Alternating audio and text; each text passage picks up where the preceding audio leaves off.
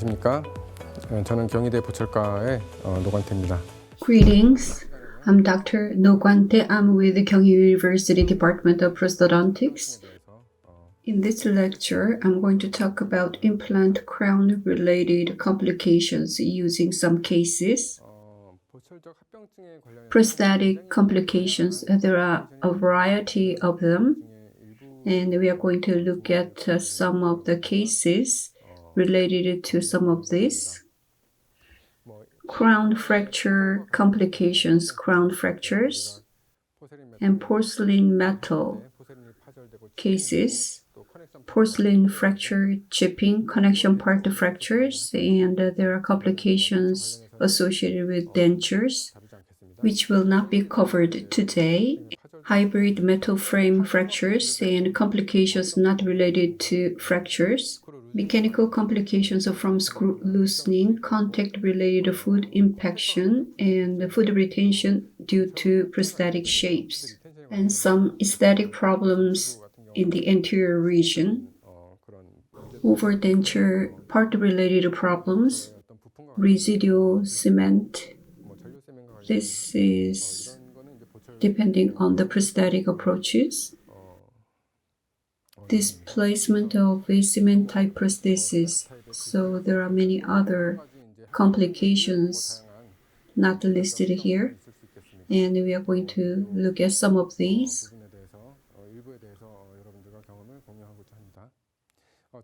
I always consider retrievability of prosthesis because complications can occur at any time. So I always try to fabricate the prosthesis with the retrievability in mind. In the posterior region, combination type prosthesis or titanium base with a screw type. So when a problem occurs, porcelain fracture can be repaired and contact can be repaired. And if a prosthesis cannot be retrieved, I try to avoid the situation. Depending on the implant direction in the anterior region, due to the bony housing, an implant may be placed labially and a screw hole cannot be made buccally in the anterior region, so cement type is used. In this case also, when we have a problem, the prosthesis needs to be retrieved, so screw hole needs to be made using this angled screwdriver. This is the angled screwdriver, this is normal screwdriver, and this is thin.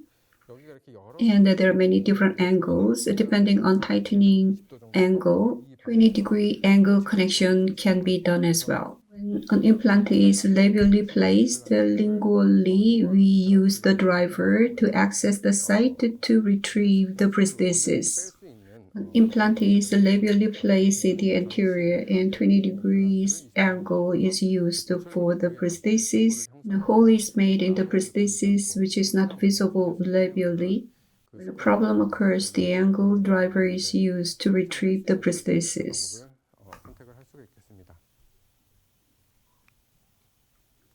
This is a rather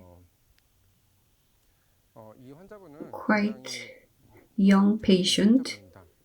If you look at the implants, I did not include X-ray of implants. Implants have some bone loss around them, and there are 4 implants with severe bone resorption. The buccal dimension is quite low in terms of the facial profile of the patient. The patient is quite busy, so could not pay attention to aesthetic problems. And lower implants are planned. The patient had a very low vertical dimension. The smile line is quite low, so hardly the upper teeth are visible. We will increase the vertical dimension, and the failed implants will be removed and do prosthesis. Using the remaining implants, prosthesis were planned. Explantation of old implants would be difficult, so we will use the existing implants for one-piece type prosthesis. So that is the plan. 5 implants for final prosthesis would be a little bit of a stretch. The patient would not have additional surgery in the posterior region, so immediate restoration was required for the patient. So existing prosthesis would be removed and 5 implants. One piece would be used. These are internal conical connection implants, and they are 30 degrees buccally inclined.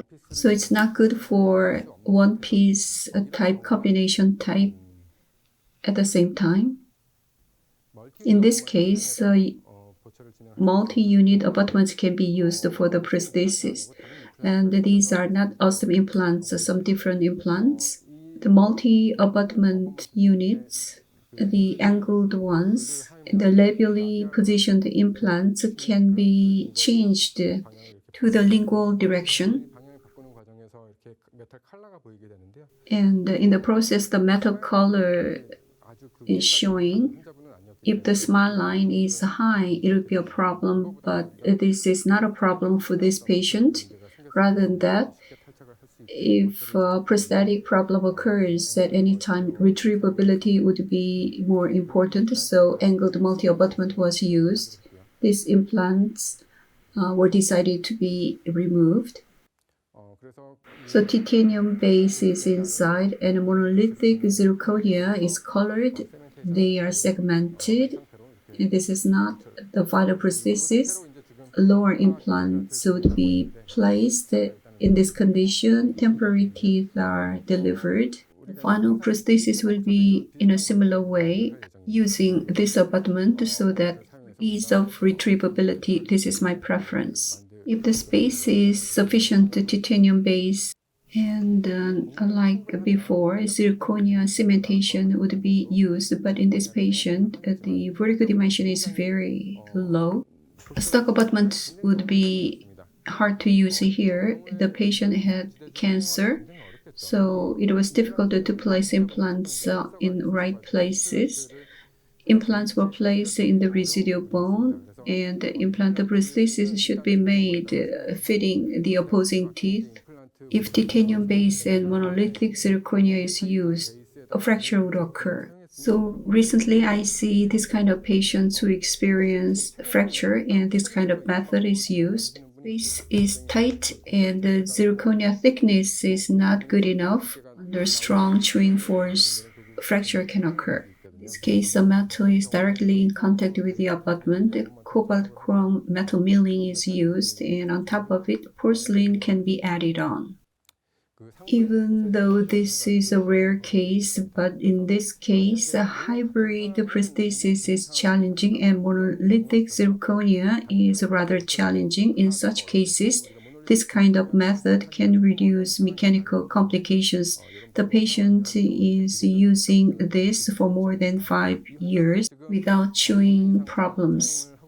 We may have this kind of problem when we take impression, and usually without paying special attention, we fabricate abutment and crowns. In the process, actually, the model doesn't have a bone. On the model, only silicone artificial gingiva is included. Here there is a natural tooth, and the bone level around the implant goes down rapidly as the implant was placed deep. If this part is a little bit over-contoured, it will create irritation, causing discomfort on the part of a patient. If we carefully check the X-ray and created proper contour here, the discomfort would not have been made. But the patient complained of discomfort, and the abutment was removed, and here bone was exposed a little bit, causing discomfort. So this part, with the abutment, the crown was reduced at the chair side and it was polished, and the symptoms clearly disappeared. So complications like this regarding the abutment contour, aesthetic problem with the food retention is here. Problem was drastic reduction of bone, vertical bone level, and that can be solved like this.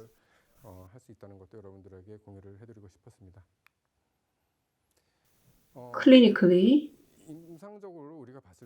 many patients with implant prosthesis complain of food retention, and they say retained food is showing after a meal, and sometimes it is inevitable. We explain it to the patient, and they need to pay more attention to it when they have implant prosthesis. But in many cases, food retention and hygiene problem or inflammation can occur due to the wrong prosthetic shape. So let's have a look at how to address the problem of complications associated with the implant prosthesis. Clinically, I modify a lot when it comes to implant prosthesis. Implant crowns are often splinted, and the splinted part is rather thick. For implant zirconia or metaceramic, in general, the contact area is rather big compared to natural teeth. In many cases, compared to natural teeth, implant prosthesis, buccolingual width of gingiva is narrow, so food tend to be retained here. In order to food to get out of there, there should be sufficient embrasure opening, lingual embrasure. And upper buccal embrasure should be open too. In order to food to get out, lingual embrasure should have sufficient opening viewed from the top. For example, this is a typical prosthetic shapes, clinically used shapes. Number 5 and 6 are implants, and they are splinted. It is not necessary to join the crowns too thick. Compared to natural teeth, the alveolar ridge of implants is rather narrow. So for brushing and the food to go out, this part should have some opening, otherwise the food would be retained.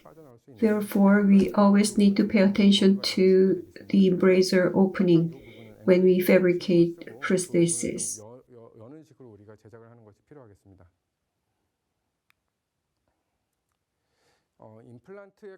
We need to approach implant crowns a little bit different from natural teeth.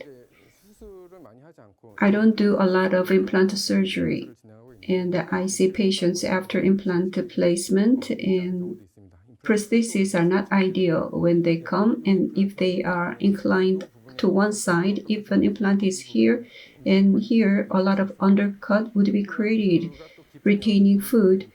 If implants are placed deep, the sub-gingival contour can be used to give some compensation. Otherwise, this part would have a lot of undercut, retaining food. Considering the implant position, the other side embrasure should be modified. This is before and after the modification. On the other side of the implant, the food can be retained, so the shape of the prosthesis should be modified in this image. Tissue level implants.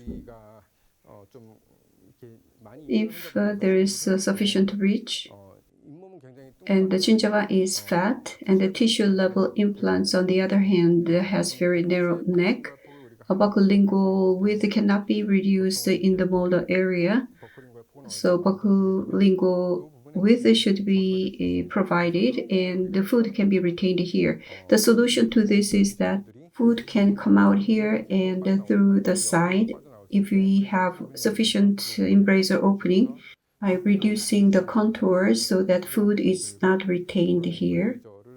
So it is necessary to modify the embrasure. With the modification, patients, when implant prosthesis was delivered, they experience less discomfort of food retention. So this is after the modification. So this is not the way to place an implant. We should not create a situation like this. It is too much buccally positioned and the direction is not good. And the cost of abutment is compensating for the situation. But if we make a crown, food can be retained here. Fabricated prosthesis, the contour is too excessive. There's a lot of undercut and food can be easily retained, and it's hard to get rid of the food with the brushing. Buccolingual width cannot be reduced too much, so on both sides, embrasure opening should be provided so that food can be coming out. With the modification of the shape of prosthesis, even though implant is not ideally placed, in order to prevent the food retention, we need to modify the parts like this depending on the position of implant without interfering with the occlusal contact or the space for tongue.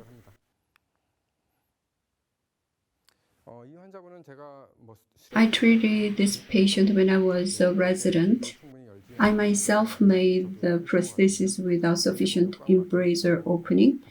It is all blocked and the patient's gingiva is compressed by the prosthesis. The patient didn't have pain but complained of gingiva discomfort. The patient came back after a long absence.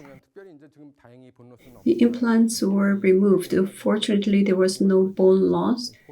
Perimucosal seal is not achieved. Here is the call. The gingiva is excessively compressed, so this part should be opened up, and the papilla needs to be opened up so that we can have a more healthy gingiva by modifying the shape of the prosthesis. When we design prosthesis, we try to fill the papilla area from the beginning, but that area needs some breathing space. The embrasure should be symmetrical with the adjacent teeth over time. The gingiva should be settled in that space. So for that part, considering the adjacent teeth, the papilla space should not be blocked too much. So at the beginning, some space should be provided. Over time, papilla would creep up along the contour to a certain degree. So rather than trying to block the papilla space from the beginning, you need to have some opening there. I'll show you how I modified the prosthesis in this patient using a disc. This part was modified. The embrasure was opened. Buccal and lingual embrasure was expanded. The contact area with the natural tooth, the contour was reduced so the papilla is not pressed down. After such modification, within a couple of weeks, the gingiva would be settled. In the posterior region, the contact with the adjacent tooth, it is about 1 millimeter below the contact continuing from a premolar. Above it, I try to keep it open. In a case where a crown is much longer than this, I do not provide a contact up to the part below. The contact is created just a little bit lower than natural tooth. To facilitate brushing, about 2 weeks later, gingiva is creeping up and I think I should have opened it up a little bit more. There is a gingiva recession quite a lot and the crowns are long. Rather than blocking the space, peri-implant mucosa seal should be maintained and the contact is formed just below this line. For the rest, we just wait. By maintaining the situation, we just wait. About 5 years later, and after about 6 months, these are naturally filled. Over time, a little bit of a recession occurred, but they're used without a problem. At the beginning, if we try to block the embrasure too much, it would be not very good. So we need to provide a breathing space. Especially when an implant is placed shallow, we need to be careful. When they are placed too shallow, it is unfavorable for biologic width and which is vulnerable for additional bone loss. Rather than trying to expand the peri-implant mucosal seal, a sufficient embrasure space should be provided. That is the right approach for providing prosthesis. When an implant is placed too shallow, if you provide too excessive contour, like in this prosthesis, that will create a gingiva problem and that will lead to bone loss further. In this case, instead of expanding gingiva, the embrasure is sufficiently opened and controlled so that food below can come out at the occlusal side. The prosthetic form, it would be unfavorable for biologic width. Functionally, it would not have any problem long term when an implant is not positioned, placed correctly. Today, I talked about the various prosthetic complications, especially prosthetic contours, and how to secure prosthetic stability. I will see you at the offline course. I want to share with you crown contact related complications, porcelain fracture complications. Thank you for your attention.